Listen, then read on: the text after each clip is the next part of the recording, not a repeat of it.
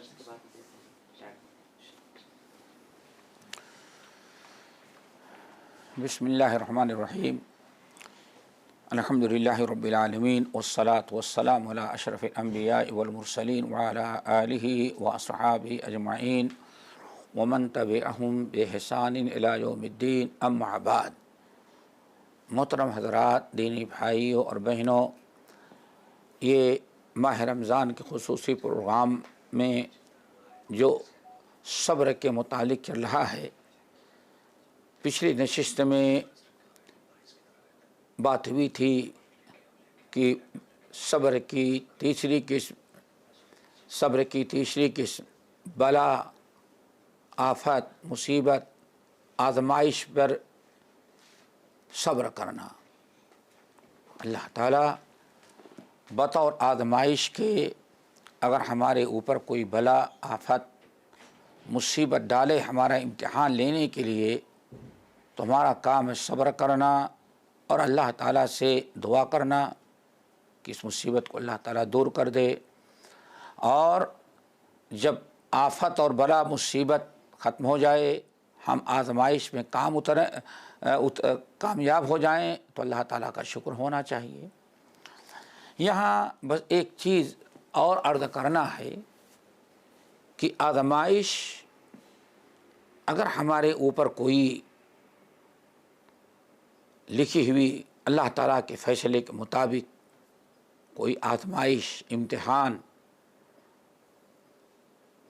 تکلیف اور مصیبت کی شکل پر ہمیں آئے، تو اس صبر میں اللہ تعالیٰ نے بہت بڑا اجر و ثواب بھی رکھا ہے. ہمیں کبھی ہمت نہیں ہارنا چاہیے، ہمیں صبر کرنا چاہیے، ہمت سے کام لینا چاہیے، ہر حال میں الحمدللہ کہنا چاہیے، اللہ تعالیٰ کی حمد و ثنا کرتے رہیں. یہ نہیں پتہ کہ اس مصیبت کے پیچھے کتنے فوائد اور کیا کیا اللہ تعالیٰ نے آپ کے لیے اجر و ثواب رکھا ہے. اس لیے طویلہ خاطر ہو کر کے واہ ویلا نہیں کرنا چاہیے. حدیث کے اندر آتا ہے، دو ایک مثالیں دیتے ہیں، کتنی عجیب سے بات. صحیح مسلم اور سنن وغیرہ کی روایت ہے، مسند احمد بن حنبل مسانید کی بھی ہے. ام المومنین ام سلمہ رضی اللہ تعالی عنہا کا قصہ بڑا مشہور ہے. کہتے ہیں کہ ہمارے شوہر ابو سلمہ کا جب انتقال ہوا، مجھے غایت درجے کا صدمہ، افسوس اور تکلیف ہوئی. میں سمجھتی تھی کہ مصائب کے پہاڑ ہمارے اوپر ڈھا گئے، اور میں غمزدہ زندگی گزارتی تھی. لیکن مجھے ایک بات یاد آئی کہ ایک دن ہمارے شوہر ابو سلمہ رضی اللہ تعالی عنہ نبی علیہ السلام کے پاس سے آئے، تو انہوں نے سنایا کہ نبی علیہ السلام کو فرماتے ہوئے میں نے سنا ہے کہ جب بھی کسی مسلمان پر، اور بعض روایتوں میں کہتے خود میں نے سنا ہے، ام سلمہ رضی اللہ تعالیٰ کہتے خود میں نے اللہ کے رسول سے سنا ہے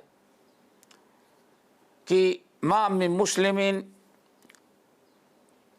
تصیبہ مصیبت، جب بھی کسی مسلمان پر، کلمہ گو پر کوئی مصیبت آئے اور وہ شخص مصیبت میں انا للہ و انا الیہ راجعون پڑھے، جیسے کہ اللہ تعالیٰ نے ارشاد فرمایا ہے کہ وبشر الصابرین الذین اذا اصابتهم مصیبہ قالوا انا للہ و انا الیہ راجعون.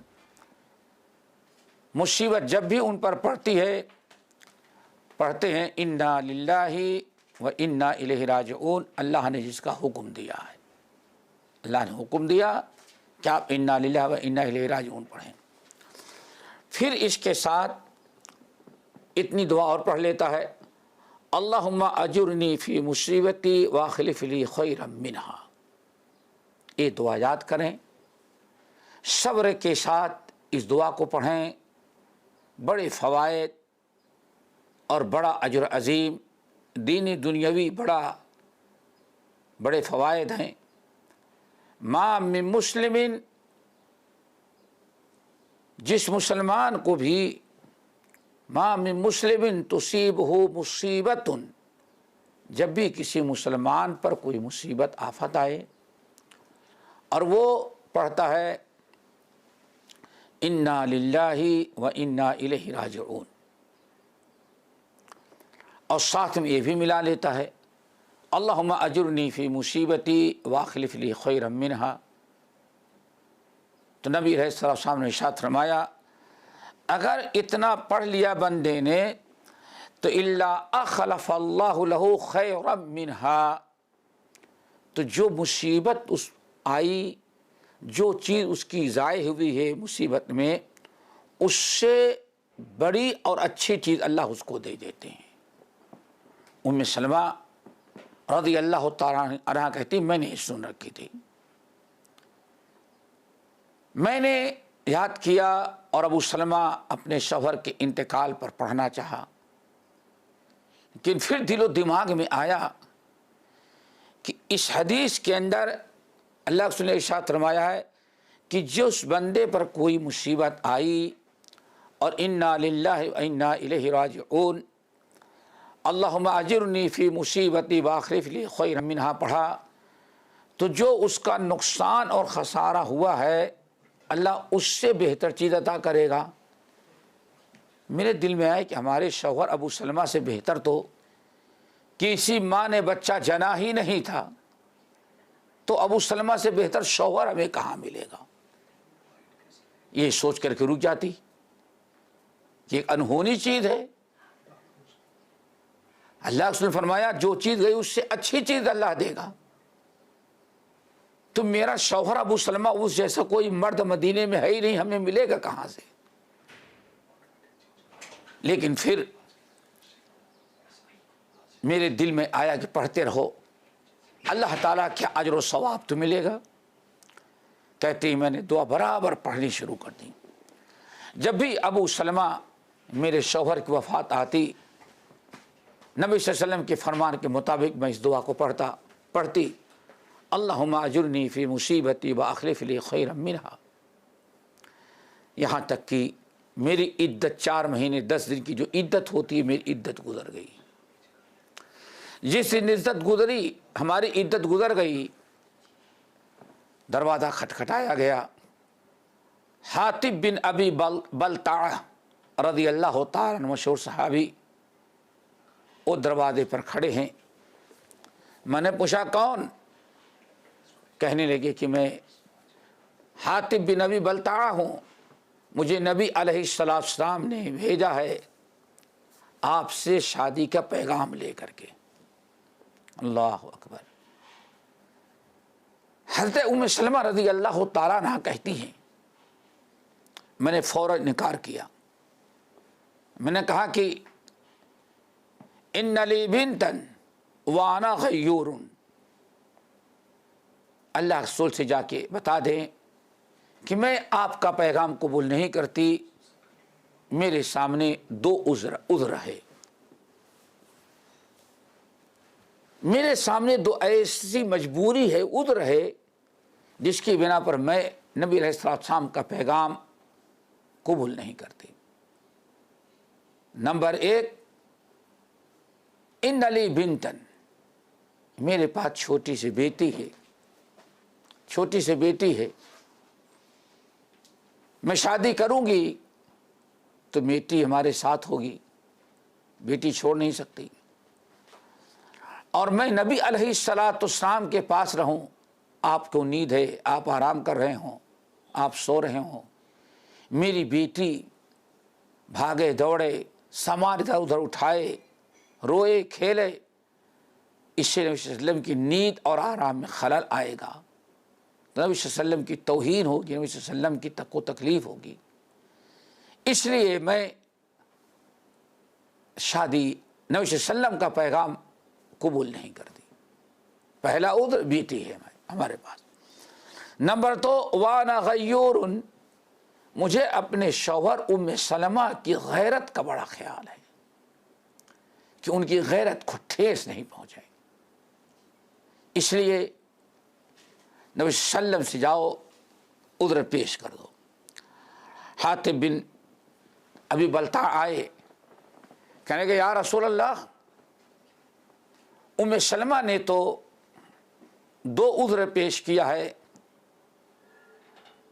اور اپنی مجبوری بتا رہی کہ میں اس لیے شادی آپ سے نہیں کر سکتی، پیغام قبول نہیں کر سکتی۔ نمبر 1 کہتی میں میرے پاس بیٹی ہے چھوٹی سی، یہ بیٹی میں اللہ کے رسول کے ساتھ شادی کروں، بیٹی لے کے آؤں، اللہ کے رسول کے آرام میں نیند میں خلل آئے، چھوٹے بچے گھر میں شور مچاتے ہیں، اسے نبی کو تکلیف ہو، یہ مجھے گوارا نہیں ہے۔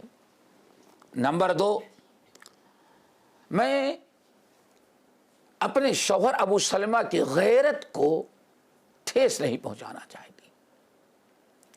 کہتی میں نے نبی علیہ الصلوۃ والسلام سے یہ عذر پیش کیا، لیکن آپ نے فرمایا حاتب بن ابی بلتع جاؤ، دوبارہ جاؤ پیغام لے کر کے۔ اما بنتها ان کی بیٹی جو ہے وہ ہماری بیٹی ہوگی، میں اس کو اپنی بیٹی بناؤں گا، اور مجھے کبھی امید ہے کہ اللہ تعالیٰ اس کو بالکل بے نیاز رکھے گا۔ اور دوسرا عذر غیرت کا، تو میں دعا کروں گا کہ اللہ تعالیٰ یہ غیرت کا جو خیال ہے وہ ام سلمہ کے دل و دماغ سے نکل جائے۔ کہتے ہیں یہ بات ہوئی اور ہم نے شادی کر لیا۔ اب انکار کرنے کا کوئی چانس نہیں تھا۔ کہتی ہیں جب میں نے نکاح کر لیا تو نبی صلی اللہ علیہ وسلم نے جو ارشاد فرمایا تھا کہ جب بھی کوئی انسان کسی مصیبت میں گھرا، پریشانی، آزمائش آئی، آفت بلا آئی، انا للہ و انا الیہ راجعون پڑھا، اور اس کے ساتھ اللہم اجرنی فی مصیبتی واخلف لی خیرا منہا اگر پڑھ لیا اس نے، تو اللہ سے فرماتے ہیں جو چیز اللہ تعالیٰ لی ہے، ضائع ہوئی ہے، اس سے بہتر چیز عطا کر دے گا۔ ام سلمہ رضی اللہ تعالیٰ کہتے لوگو نبی صلی اللہ علیہ وسلم کی فرمان کی صداقت ذرا دیکھو۔ ہم نے اس دعا کو پڑھا اور اللہ تعالیٰ نے اس دعا کی برکت سے انا للہ اللہم اجرنی فی مصیبتی، اس دعا کی برکت سے اللہ تعالیٰ نے ہمارے اوپر اتنا فضل و کرم کیا۔ یہ دعا کی کرامت تھی کہ امتی کی بیوی تھی، سارے نبیوں کے سردار محمد صلی اللہ علیہ وسلم کی زوجیت مجھے اللہ نے داخل کر دیا۔ تو بہت ہی فوائد ہیں دوستو، بھائی اور بہنوں۔ اگر ہمارے اوپر کوئی بلا، آفت، مصیبت آئے، آزمائش آئے، تو اس کو صدمہ لے کر کے بیٹھنے کے بجائے ہم اس پر اللہ تعالیٰ کے فیصلے کو سمجھے، اللہ تعالیٰ کا فیصلہ برحق، اور یہ تصور ہو، یہ خیال ہو کہ میرے رب نے میرے حق میں یہی اچھا سمجھا، اس لیے ہمارے ساتھ یہ کر رہا ہے۔ اللہ ہمیں اس پہ ثابت قدم رکھے۔ اور دعا پڑھیں، بہت ساری دعائیں، ان میں ایک دعا یہ بھی ہے پڑھیں انا للہ و انا الیہ راجعون اللہم اجرنی فی مصیبتی واخلف لی خیرا منہا۔ اللہ تعالیٰ اس کا نعم البدل عطا کرتے ہیں۔ اور دوستو بہت سارے فوائد ہیں، ایک دو نہیں۔ اگر آپ آزمائش میں اللہ تعالیٰ کی طرف سے کوئی مصیبت پہنچ آئے، بلا آفات آ جائے، مال میں، جان میں، اولاد میں، اگر آپ ایسے موقع پر صبر سے کام لیں تو بہت سارے فوائد ہیں۔ ایک فائدہ تو ابھی آپ نے سن لیا، ایک اور ذرا سنیں۔ نبی صلی اللہ علیہ وسلم کی حدیث سنن ترمذی کی ہے، کتنی بڑی فضیلت۔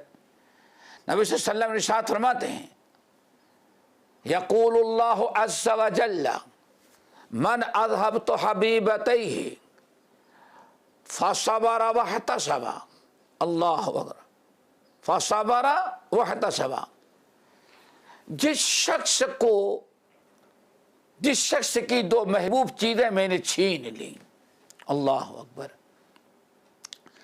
جس انسان کی، اپنے جس مومن بندے کی ہم نے دو محبوب چیزیں چھین لی، یعنی آنکھیں، بینائی ختم ہو گئی، کسی بیماری میں اللہ نے مبتلا کیا جس کی برف بینائی چلی گئی۔ اگر ہم نے کسی مومن، اپنے بندے مومن کی دونوں آنکھوں کو چھین لیا، لیکن شکوہ شکایت، اللہ تعالیٰ کی شکوہ شکایت نہیں کرتا، کوئی گلہ شکوہ نہیں کرتا، ہر حال میں وہ سوچتا ہے اللہ رب العالمین کا فیصلہ ہم کیا کر سکتے ہیں، اللہ نے اس میں ہی میری خیر، اللہ نے میرے بارے میں یہی فیصلہ کیا، خالق مالک ہے وہ، ہم اس پر بھی خوش ہیں۔ اگر اس طرح سے صبر کیا اور اجر و ثواب کی نیت رکھی کہ یہی ضروری ہے دوستو، فصبر واحتسب، صبر کیا اور احتساب یعنی اجر و ثواب، اس بلا پر جو مصیبت اور مصیبت پر اللہ نے جو اجر و ثواب کا وعدہ کیا ہے، اللہ دعا کرتا ہے اللہ ہمیں وہ اجر و ثواب دے دینا، اجر و ثواب کا اللہ مستحق بنا دیتا ہے۔ فصبر واحتسب، صبر سے کام لیا، احتساب اجر و ثواب کی نیت سے صبر کرتا ہے، تو اللہ کے رسول فرماتے ہیں، اللہ نے فرمایا لم ارض له ثوابا دون الجنہ، تو ہم اس کو کوئی اجر و ثواب نہیں دیتے، بلکہ اس سے اتنا خوش ہو جاتے ہیں کہ اس کے صبر کی برکت سے میں اسے جنت ہی دے دیتا ہوں۔ سبحان اللہ، اتنا بڑا اجر و ثواب دوستو، اللہ رب العالمین نے ہمیں جس حالت میں رکھا، کوئی بھلا آفت آئے ہم اس پر صبر کریں، اجر و ثواب کی نیت کریں، اجر و ثواب کی توقع امید رکھیں، اللہ تعالیٰ کے فیصلے پر خوش رہیں، گلہ شکوہ نہ کریں، تو ایک مومن کے لیے آخرت میں جنت نصیب ہو جائے، اس سے بڑی نعمت اور کیا ہو سکتے ہے دوستو۔ اسی لیے ہمیشہ چاہیے کہ اللہ رب العالمین کی جانب سے جو آزمائش آئے، ہم صبر، تحمل، برداشت، برضا و رغبت، ہم اس کا استقبال کریں، اس کو قبول کریں۔ نبی صلی اللہ علیہ وسلم نے کتنی پیاری بات کہی کہ اللہ تعالیٰ حدیث قدسی ڈائریکٹ اللہ تعالیٰ بیان فرما رہے ہیں، یقول اللہ عز و جل ما لعبد المؤمن جزاء اذا قبضت، ہم نے کسی مومن بندے کی محبوب چیز کو اگر ہم نے چھین لیا، لے لیا، اور بندہ اس پر اجر و ثواب کی نیت سے صبر کرتا ہے، تو اللہ اس کے بدلے اس کو جنت عطا کرتے ہیں۔ اللہ تعالیٰ سے دعا کریں، اللہ تعالیٰ ہمارے اوپر ہمیں ہر قسم کی بلا آفات مصیبتوں سے بچائے، اور اگر کبھی اس قسم کی بلا مصیبت آفت من جانب اللہ آ جائے تو صبر اور احتساب کے ساتھ اللہ تعالیٰ اس پر راضی رہنے، اسے قبول کرنے اور صبر و تحمل کے اللہ تعالیٰ توفیق نصیب فرمائے۔ اقول قولی ھذا واستغفر اللہ من کل ذنب واتوب الیہ۔